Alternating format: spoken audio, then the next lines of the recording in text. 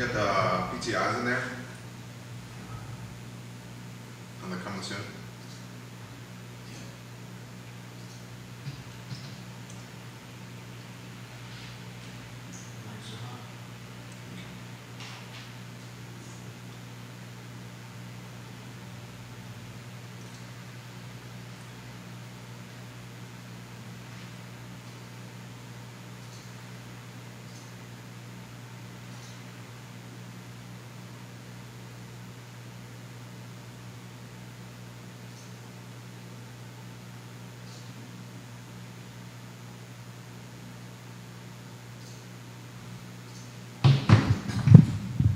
All right, guys, we're going to start the program soon. Just a matter of moments before we start today's show. Excited about today's program. A lot to cover on today's show. Midterms are in November. We like to follow politics. I follow politics like I follow sports. Like I follow the food scene or the beer scene. I follow it passionately. I especially follow local politics because I feel they're the most impactful on our lives. Bob Good's running for re-election. Yesterday, Bob Good, and before I start the program, people say on this show, Judah, that I give, certain Democrats too hard a time on the program. And I feel like Biden and his administration so far at this point have deserved that grief, that flack, that accountability that we have bestowed upon them. It hasn't been a good start to his tenure. I'm going to show you that I'm balanced on this program with my commentary on Bob Good today. Because yesterday Bob Good acted a fool. And he acted a fool twice. It was in Campbell County, Virginia. It was at a school board meeting to promote transparency in schools, and Bob Good said, first, we need to put cameras in the classroom to make sure the students are not indoctrinated with radical leftist beliefs. And then he called the COVID pandemic, and this is straight up what he said, the China virus. There's a guy that's running for re-election. The election's in November. And to say things like that, where it's going to make regional, mid-Atlantic, and Commonwealth-wide press, not only is a political gaffe, but it shows a lack of forward thinking and common sense, at least from my perspective. Definitely. We'll talk about that on today's program. We'll also highlight Multiverse Kitchens and Harrison Keevil. He has added Dylan Allwood to the mix. Scott Aaronworth passed this our way. And Dylan Allwood, formerly known of Tavola fame, Tavola, Tavola, and Belmont, is bringing a little panache, a little Italian flavor to Multiverse Kitchens.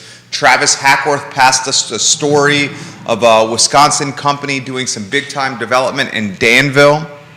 The comeback city is going to be in the spotlight today. We are officially going to announce that we're representing an entrepreneur in the sale of their business, of her business. It's a $125,000 asking price. There is so much to cover on today's show. And if you have not realized, the topic matter of gender-neutral bathrooms has gone viral across the I Love CVille network. Judah Wickower, we can rock and roll, my friend, when you are ready. Quiet on the set.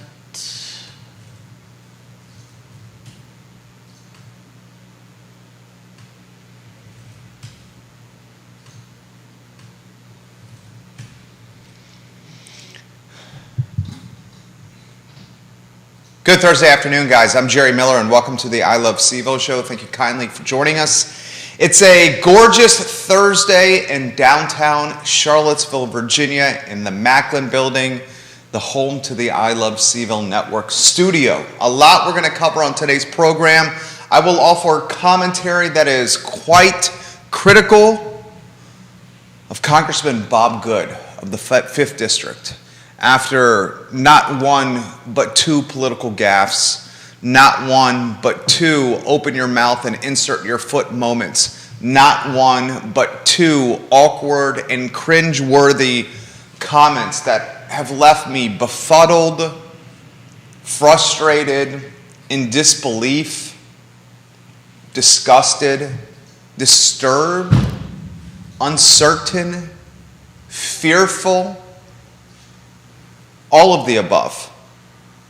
Bob Good calls the COVID virus the China virus.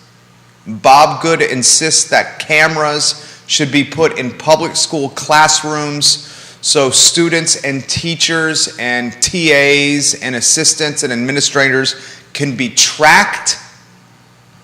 So students, his words, Bob Good's words, are not indoctrinated and brainwashed by leftist radical beliefs. That topic on today's show, a topic that's on the front page of most Commonwealth newspapers. We'll also talk on today's program a topic Travis Hackworth passed on to me. We've dubbed him the King of Danville, Travis Hackworth. And he has enlightened me and Judah and I, that a Wisconsin-based developer has partnered with Danville, Virginia, in the development of a building that needs TLC and then some. We will talk this topic on today's program.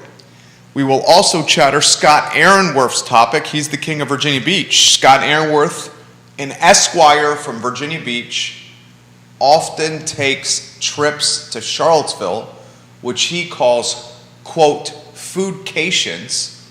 He spends hundreds, if not thousands of dollars on these excursions, and he supports local businesses like Pure Velo, the exercise studio, but focus his money and attention primarily on the culinary scene in Charlottesville. He brings to my attention Scott Aaronworth, the addition Dylan Allwood of Harrison Keevil's Multiverse Kitchen. Dylan Allwood is a badass.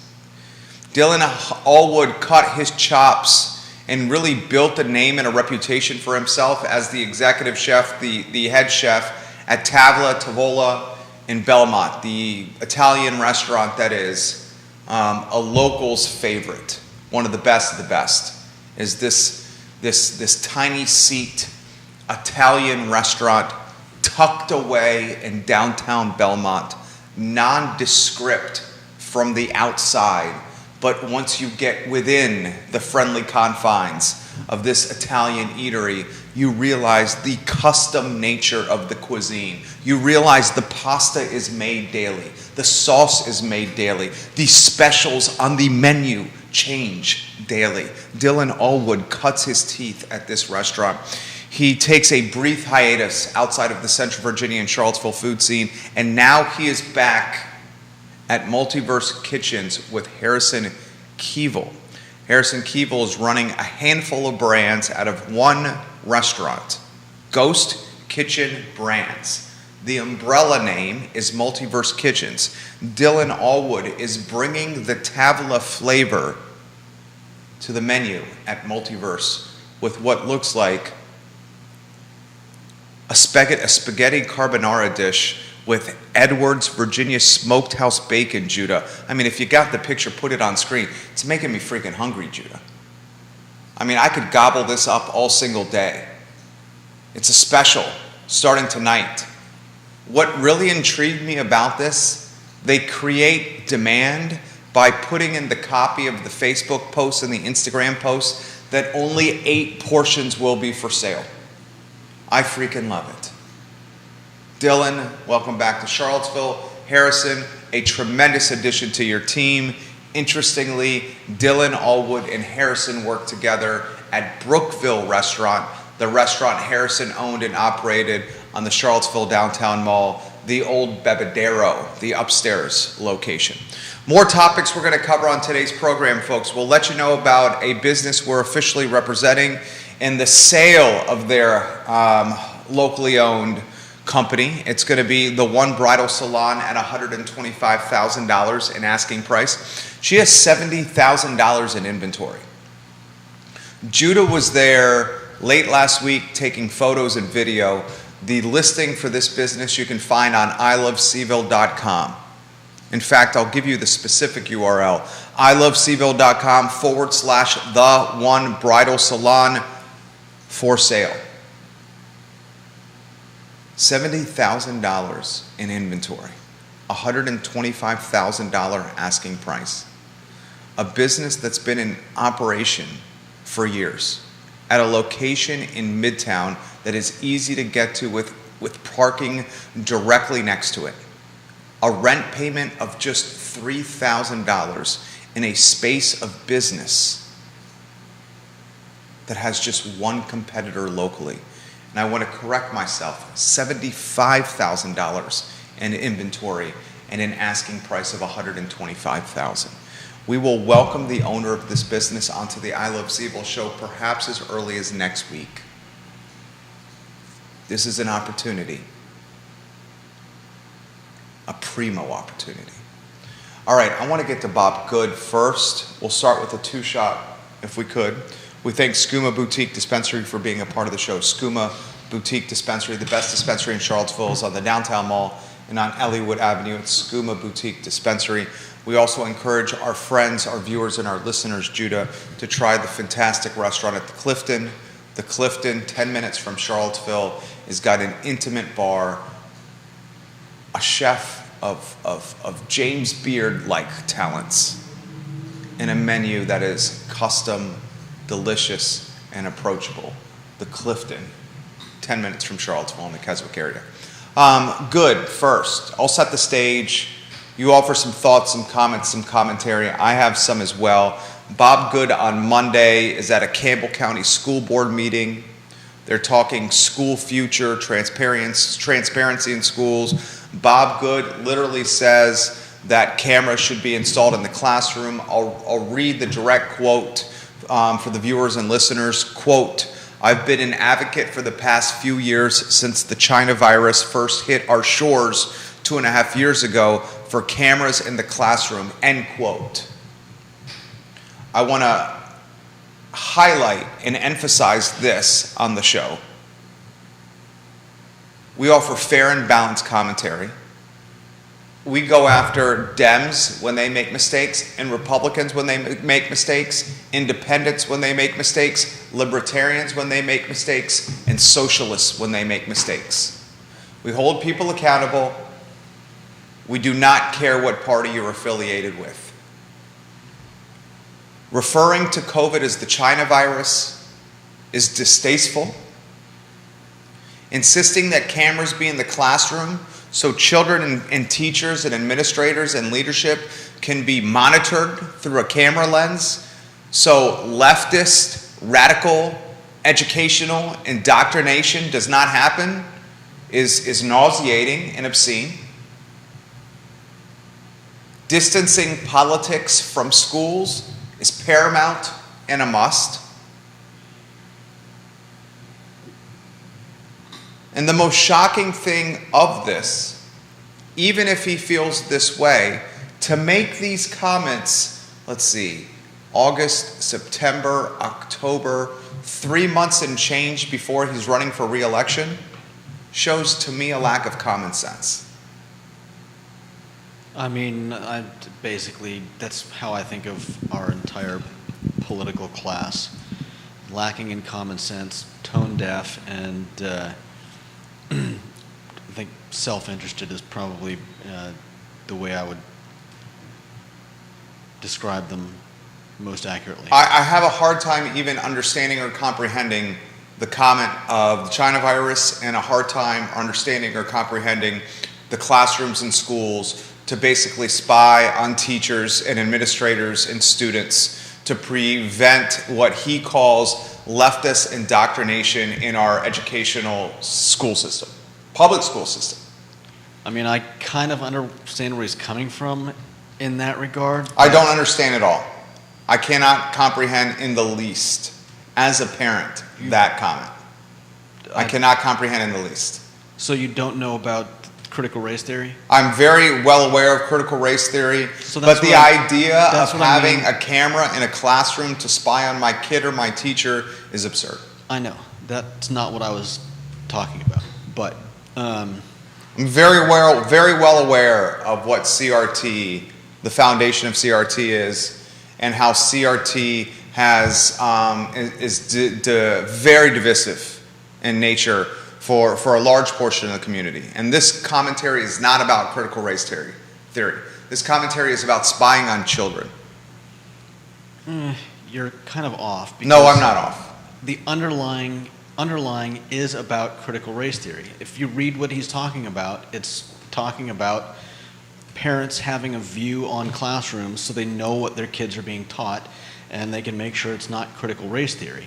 Now, I disagree wholeheartedly with the idea of putting cameras in classrooms, and it's absurd on the face of it because does anyone really think all of our classrooms across the United States are all of a sudden going to have the money to It's put absurd. cameras in? It has no comment. It's and- a statement not backed in common sense. Where's the financial resources going to come, Bob, to put the cameras in the classroom? Good point, Judah Wickower. Where are the financial resources going to come, Bob? Enrollment's dropping in public schools, Bob. Funding for schools is not going up, Bob. Scott Aaronworth makes this comment in Virginia Beach. The former president got 77 million votes, and he referred to the pandemic as the China virus. I think that is a very different time. Yeah, I think enough time has passed. So much time has passed. That he's definitely tone deaf. And well, see, I think the problem is that he's probably talked to people who give him money and support him, and they talk in this manner. And so he comes out and he thinks he's talking to his base. You're talking good here. Yeah. He's probably, slapping hands, meeting people, going to fundraisers, and hearing this type of language from people who are, people who are his base. That doesn't make it okay. I know that. And so when And he it makes also this shows statement- the very gerrymandered nature of the 5th District. And it also highlights a very unfortunate aspect as well. And whoever watches this program knows one of the things that I'm so vehemently opposed to and so disheartened by is the two-party system. The Democrat that's running against Bob Good, can anyone name the Democrat that is running against Bob Good for the 5th District? Could you, before I sent you this article, even now after reading that article, can you name the Democrat? You read the article. Can you name the Democrat that's running against Bob Good? I actually haven't read the article, so no, Okay, so you don't know who the Democrat is, right? no. I'm a political junkie, and I barely know who Bob Good's opponent is. His name is Josh Thronberg. Yeah. The Democrats Never heard are of him. running such a nondescript and such an unbranded opponent. The Democrats are running, and this Josh Thronberg guy, such an unknown commodity, in particular against an incumbent. The power and the influence of an incumbent, which Bob Good is, especially in a gerrymandered district, you need the Democrats, someone with some panache, some flavor, some je ne sais quoi, some sex appeal, someone with some freaking swagger. And Josh Thronberg reminds me of Breyer's vanilla ice cream. There's nothing wrong with Breyer's vanilla ice cream. I love Breyer's vanilla ice cream. Breyer's vanilla ice cream is a great base for sprinkles and some chocolate syrup, some whipped cream, and a cherry on top, and a nice looking bowl. But if you don't put the chocolate syrup and the whipped cream and the cherry and the nice looking bowl with the vanilla ice cream, then people just see a scoop of vanilla ice cream and they don't get too excited. You gotta put lipstick and you gotta dress the pig. And right now you got a scoop of vanilla ice cream and you don't have any sprinkles, you don't have any chocolate syrup, and you certainly don't have some whipped cream or a very nice bowl. So the unfortunate aspect of this is Bob Good can do stupid things. China virus, cameras in classrooms, and he's probably going to get reelected. Yeah. He's probably going to Like I get said, reelected. Both sides are tone deaf.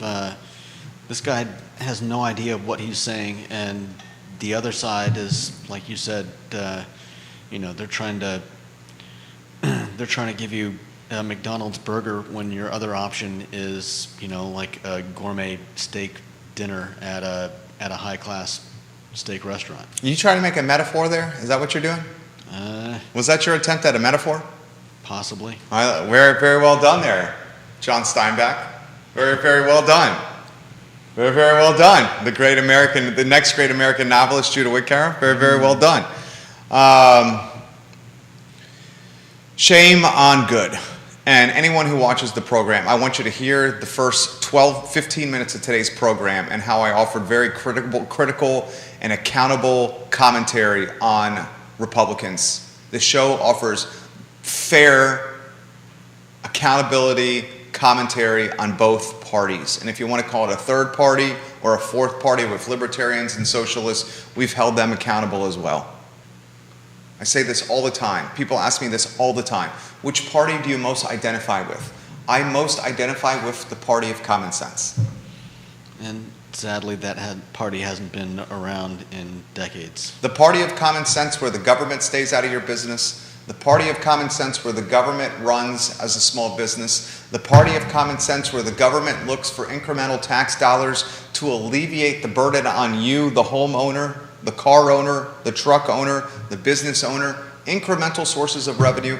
The party of common sense that allows people to marry who they want, to love who they want. The party of common sense that empowers women on what they can do with their body. The party of common sense that empowers police officers to protect their communities and do what's right for its citizens. A party of common sense that champions frontline people because they put their lives on the line every day while people like you and I sit in chairs and punch keyboards to make a living. The party of common sense that puts family before anything else.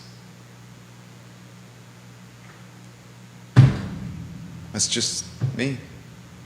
I think that's you. Sounds good.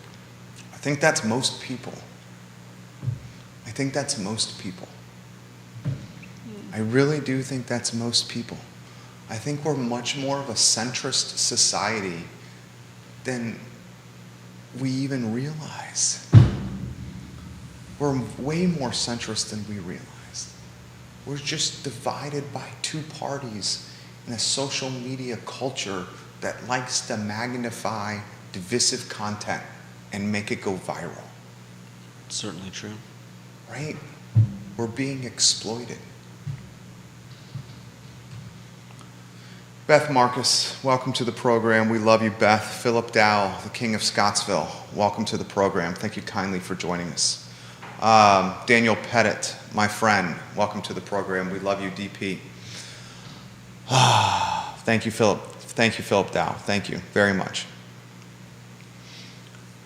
And I'm going to dot the I's and cross the T's on this. There's so much to unpack. You make those comments about COVID and the China virus and putting cameras in schools to spy on teachers and kids a few months before you're trying to get reelected. That's a show of stupidity. The comments that you make are a show of distaste and a fact that you're not in touch with reality, as Judah's indicated. It also indicates the lack of momentum behind Good's opponent. The fact that this likely will still not be enough for Good's opponent to get a victory in a gerrymandered district. It also highlights the gerrymandered nature of the 5th. How so much of the 5th is a far-right ideology.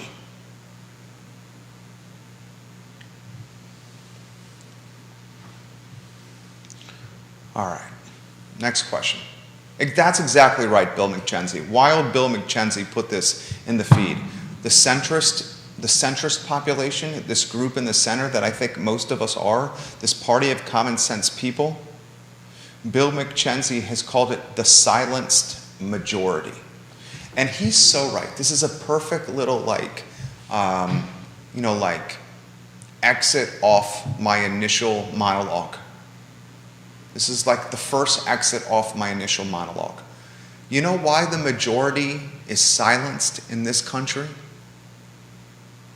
Because the far left and the far right minority utilizes these social media platforms in organized strategic capacities to scarlet letter or bully or attack someone in the silenced majority who comes out and says something.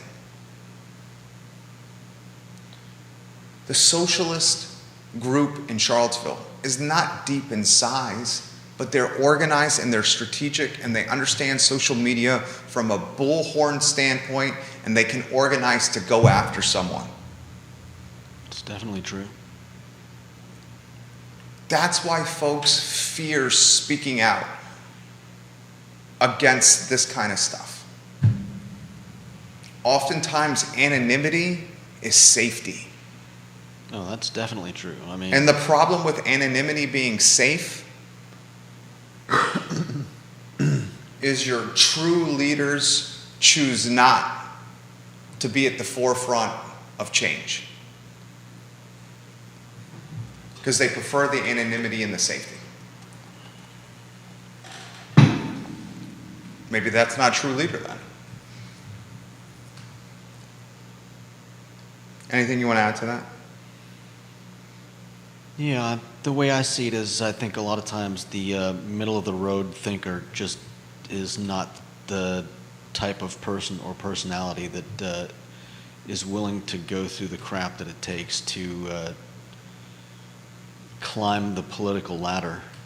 I think it just doesn't appeal to more centrist, people that take issues by the issue and not as a a voting block or as a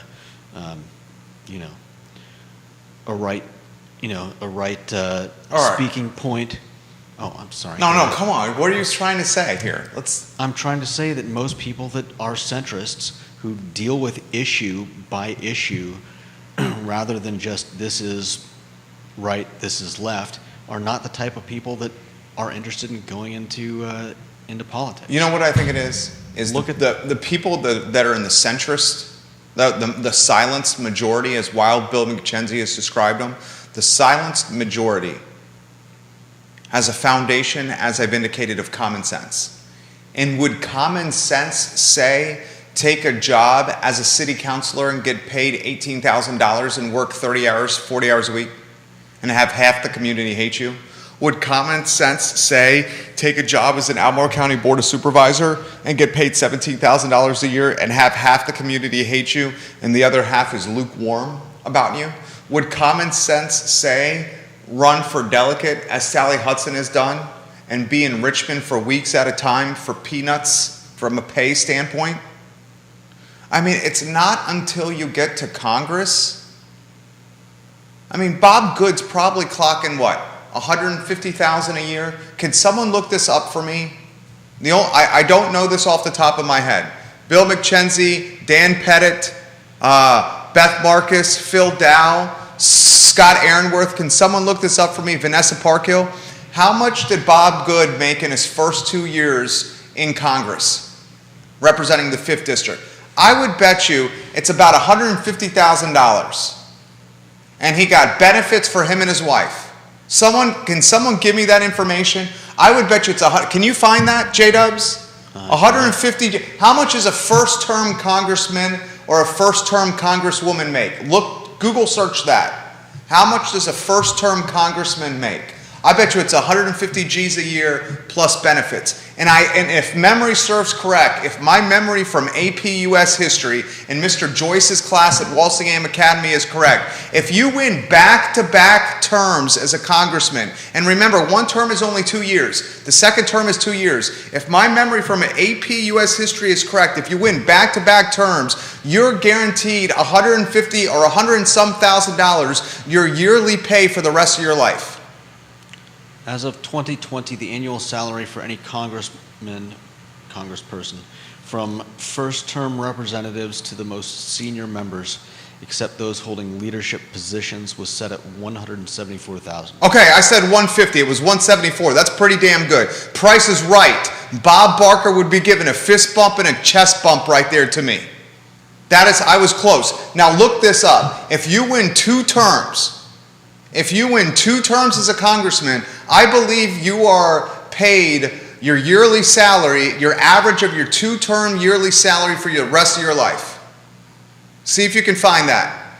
If someone's getting 150 G's a year for the rest of their lives, that is a boatload of dinero. Do you find that? Can anyone confirm that? Beth, does anyone know that? Well, Phil? 174 is for all but the leaders, no matter how many years you've been in. So Bob Good got a bone 74, 174K, 174,000, right? First 2 years. What's it say if you win two back-to-back terms? I think you get the 174,000 a year for the rest of your life. I think you and your wife or you and your partner get the benefits for the rest of your life as well if you get back-to-back terms. It's not until that level of political engagement does the party of common sense say, okay, this makes sense. If you're the silence majority, and the silence majority is a foundation of common sense, would common sense ever say, run for city council and make $18,000 a year? Half the community is going to hate you, the other half's going to be lukewarm. Run for board of supervisors, 17 G's a year. Half the community is going to hate you, the other half's not even going to care about you. State delegate, Sally Hudson, make no money. Even less people care about you because you're in Richmond. Oh, and you're in Richmond at weeks at a time. It's not until you get to Congress that it makes sense to get politically engaged if finance is the common sense way of you making decisions in life. A full pension is available to members of Congress who are 62 years of age with 5 years of service, 50 years or older with 20 years of service, or 25 years of service at any age. So what's that? Run that by me again. A full pension. A full pension, and what is a full pension? The full year's pay? Whatever the pension is. I don't know if it's the full year's pay, but you get a pension if you've been in Congress for 5 years at 62, if you've been in 20 years at 50, or 25 years so at that 80. means 5 years you got to win 2 terms and change, because each term's 2 years.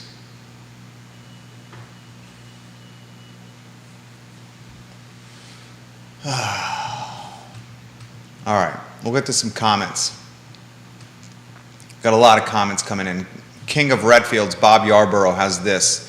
Here's some fair and balanced commentary. Bob Good is an idiot, and an insult to Bobs everywhere.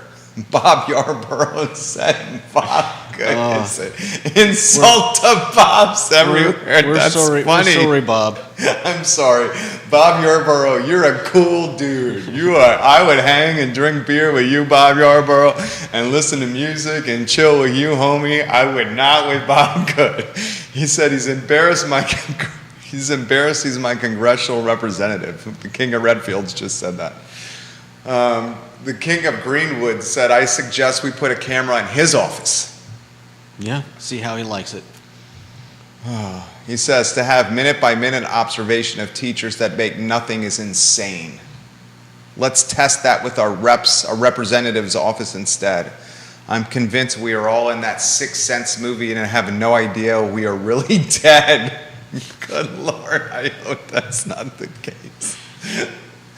Okay, everybody's watching. Everyone is watching, guys. This is definitely the craziest timeline. This is the craziest time. I swear to God, there's going to be locusts and water turning to blood next week in Central Virginia. We're going to have a swarm of locusts and water turning to blood. Beth Marcus, thank you for that correction. Retirement, you must serve 5 years, not by term. 5 years total, not necessarily by term. Thank you, Beth Marcus. I appreciate you, Beth. I hope you're doing well. All right, a couple other topics I want to get to. I touched on this briefly. The former #1 guy, head honcho, top chef at Tavola in Belmont. Some people call it Tavola, some people call it Tavola. Tavola, Tavola, tomato. I'd go with Tavola. I think it's Tavola. That just sounds more natural to me. I think it sounds more natural to me too. Smith is committed to Tavola. Keith, I'm going to go Tavola. Dylan Allwood, formerly for years the numero uno chef at Tavola. Now he's at Multiverse Kitchens, and it's sort of a reunion. You could put those photos on screen if you could, please, sir. Thank you, Gina. Dylan, when he was a teenager, was working for Harrison Keevil, who owns Multiverse Kitchens, when Harrison Keevil previously owned Brookville Restaurant. Brookville Restaurant was a breakfast and sandwich restaurant that was located above the Whiskey Jar in the old Bebedero spot. The spot on the downtown mall where you had to climb the stairs to go to the second floor to eat. Well, Brookville was located there. And Harrison and a teenager, Dylan, I mean, hell, Harrison was probably in his late 20s, mid-20s then. They were the back of the house talent of Brookville Restaurant. Then Harrison went on to do Keevil and Keevil Kitchen, and Dylan ended up going to Tavola. Well, these two gentlemen, friends of the program, have reunited, and it feels so good, so good. And you're getting a flavor of Tavola at Multiverse Kitchens. Tonight, the special, are those photos on screen? Put the one photo on. We'll put it back on there. I mean, good God. Spaghetti carbonara with Edwards Virginia smoked bacon. Gnocchi with local tomatoes. Fettuccine with Meadows Pride Farm lamb ragu. They only have 8 portions of each. I love that they only have 8 portions of each. You know what this reminds me of? Friend of the program, Curtis Shaver, one of the owners of Peloton Station. Before Peloton Station opened, Curtis Shaver used to run the Sandwich Lab out of Hamilton's restaurant. Curtis Shaver was the executive chef at Hamilton's. Curtis and Bill Hamilton and Greg Vogler were dabbling in sandwiches, and they were dabbling in a new brand called the Sandwich Lab. The Sandwich Lab ended up evolving or turning into Peloton Station. Anyway, when the Sandwich Lab was being run out of Hamilton's, they often would do a post on social media. Today's sandwich special is this. And it was like a dope-ass sandwich, like a super deluxe, super heady, like exotic, custom, like just a dope sandwich. And they would say in the social media posts, we have 20 of these today, we have 15 of these today, 25 of these today. First 25 people gets them, first 20 people get them. And the freaking phone would ring off the hook. They would sell out immediately. Multiverse Kitchens ate to try. You're creating demand. You're fabricating, you're creating, you're building demand. You're like camping in the woods, you're rubbing some sticks together, you're getting some stones and some newspapers, and you're trying to light a fire, and you're stoking demand. It's freaking brilliant. It is brilliant, Harrison. It's brilliant, Dylan. I love it. I love it. And I love what Multiverse is doing. I love what Multiverse is doing. Ghost kitchen concepts out of one kitchen. Let me see if I can rattle off the brands. I'm going to the website real quick. They got Big H's Pancakes. I would imagine Big H is Harrison. Probably. Big H's Pancakes. They got Brookville Biscuit and Brunch in homage to Brookville. I think the first brand Harrison ever owned. They got Firebox. Not sure what Firebox is. Firebox is all about the grilled meats, veggies, salads, and sandwiches. They got Foul Mouth Chicken, the Keevil Tea Room, Long Strange Chip, a cookie brand, Smashing Salads, Toad in the hole, I'm not sure what toad in the hole is. Let's see. Toad in the hole is something to offer your younger friends entering the multiverse with options like cinnamon roasted veggies, organic chicken tenders, or classic mac and cheese. So toad in the hole geared toward our precocious next generation, our son. And then they got sandwiches and crisp toasties, which is a sandwich and crisp brand. So, I mean, I love it. Harrison, I wish you the best, dude. Interestingly, I went to college. I went to UVA with Harrison. Great guy. I wish you the best. Nothing but the best. And then I want to get to the news that Travis Hackworth sent to me. So 2 of the topics on today's show were directly from viewers and listeners. Scott Aaronworth just sent me the Esquire, the attorney from Virginia Beach, sent me the Dylan Allwood topic. Travis Hackworth, the king of Danville, sent me this topic that I'm about to rattle off. Can we get the photos on screen from Travis Hackworth? Tell me when those are on screen. So this is Danville, Virginia. I love Danville. I am bullish on Danville. Danville is going to have the first designated outdoor refreshment area where people are going to be able to walk up and down downtown Danville drinking in a safe environment. Now Danville is doing this. Look at the screen. Look at the screen. We're going to show you 3 photos. The city of Danville has done a joint venture, a partnership with a Wisconsin-based company to redevelop the last remaining vestige of the Dan River Mills manufacturing operation. The old white mill, and you can just rotate the photos. The old white mill, mill number 8, is over 600,000 square feet under one roof. And it's being turned into apartments and lofts and 110,000 square feet of commercial space with a whitewater system in the 1823 canal system and a 4-acre riverfront park with concert space, water features for kids, and a river overlook. That's directly from Travis Hackworth. Dudes, this is why I bring this up on the I Love CVille show. Can we go back to me on a one-shot?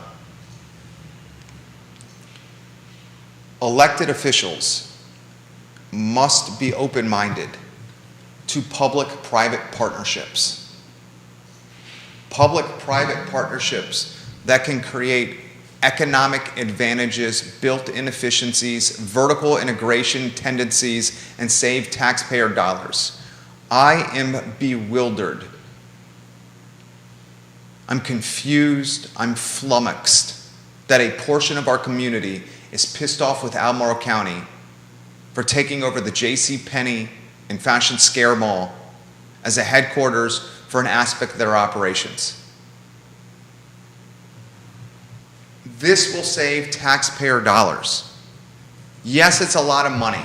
$3.1 million upfront to outfit it, $560,000 in rent in year 1. But you know what? Albemarle County said it would have cost 5 times this to build it from scratch. And Neil Williamson, the president of the Free Enterprise Forum, brought this to everyone's attention on yesterday's show. By renting the JCPenney, it keeps the property on the tax rolls. So the county is collecting taxable dollars from the JCPenney location. If Albemarle County had built the location from scratch and owned the structure themselves, that would not be on the tax rolls as taxable dollars because the jurisdiction would own the structure.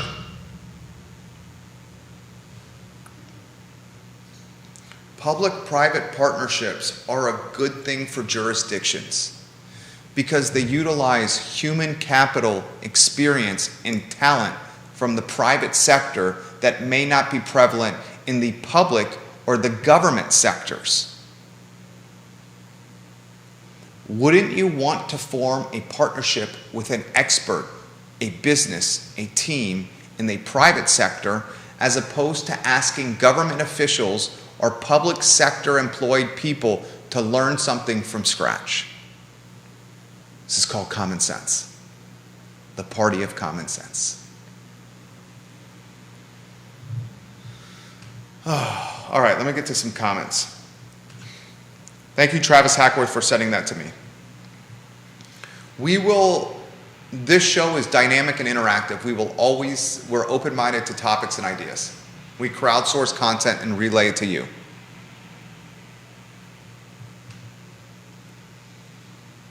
Send us the content. All right, I would encourage anybody that's watching the program to go to iloveseville.com and check out the listing for the One Bridal Salon. The asking price is $125,000. $75,000 of inventory, $10,000 of furniture, fixtures, and equipment. Financials available with a signed NDA. The business was established in 2018. There's only one competitor in this space. This is an opportunity for an owner-operator to make hundreds of thousands of dollars themselves. This is an opportunity for an investor to find a general manager, put them in play as the operator, and then the investor can probably make close to $100K themselves, depending on how they play it. We'll go to comments. Vanessa Parkhill is watching. Ray Cadell says he's traveling. Ray Cadell, we miss you. Safe travels, Ray Cadell. See if I can find Vanessa's. You got anything to offer over there? I didn't mean to not get you in the mix as much, Judah. That's fine. Any commentary at all? If there's no commentary you want to offer, that's fine as well. Nothing right now. Vanessa Parkhill, the Queen of Earlysville, says, if I were a teacher, I would probably not like the idea of the cameras. But let's look at potential positives. The cameras could discourage cheating and bullying. If the general public can view what's going on in a classroom, maybe new adult immigrants could view from home to further their education in English and a variety of other subjects. I hear that some folks who are new to the country learn English by watching American TV. Shouldn't watching actual teachers be better than American TV for immigrants? That's a great comment by Vanessa Parkhill. I will play devil's advocate, Vanessa Parkhill, with your comment. And here's the devil's advocate. What if the video stream in the classrooms gets in the hands of child predators? What if the video stream from the classrooms is a stream that's easily hackable? A lot of people don't realize this. Those baby monitors that moms and dads put in their rooms to monitor their babies at night, those baby monitors, the ring systems, they're often hacked by outsiders. Look it up. Easily hackable, those baby monitors. Easily hackable. What happens if a predator or a family member with bad intentions gets access to the stream? I mean, dude, it's such a crazy time for schools. I want to throw this to you here. In less than 1 year, we saw a governor's race be determined because of public schools. McAuliffe and Youngkin. McAuliffe's comment about parents shouldn't be involved in their kids' education. Definition of stupidity, McAuliffe. He said it 3 times. We saw critical race theory, key component of the McAuliffe-Youngkin campaign. Parental empowerment, a key component of the McAuliffe-Youngkin campaign. Masking in schools and mask mandates, a key news cycle driver in the last year and a key component of the McAuliffe-Youngkin campaign. Now we have a congressman, an incumbent, using his bully pulpit and platform to champion cameras in classrooms. Literally. He said he's been thinking about this since COVID started. I mean, We got technology. We got gender-neutral bathrooms now entering the news cycle. When did the public school system become the war ground for political races, fights, and battles? There's landmines everywhere. You're walking to first grade, sidestep that landmine of the gender-neutral bathroom. You want to go to geometry class? Watch out for that landmine, CRT. You want to go to history class? Good Lord, there's that mask mandate landmine. Stay away from that. Make sure you play Frogger and avoid it. Parents, they shouldn't have any say in curriculum? Yes or no? There it is, right in front of the PE class. Sidestep it. When did it become the landscape for political battles? The hallways of public schools. Has it always been that way? When they realized that you could win races with it. Maybe it's always been that way. Maybe it's always been that way. And some would point to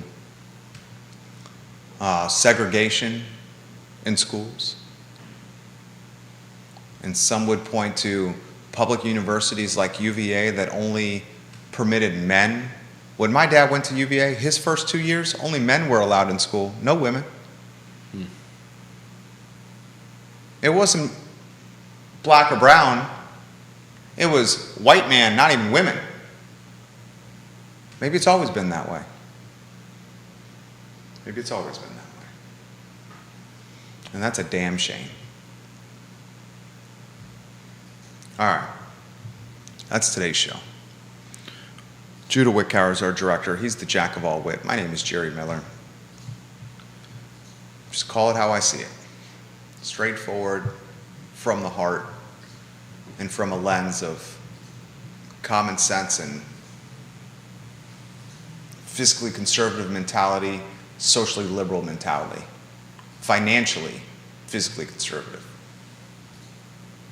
socially liberal. All right, that's the show. See you guys later.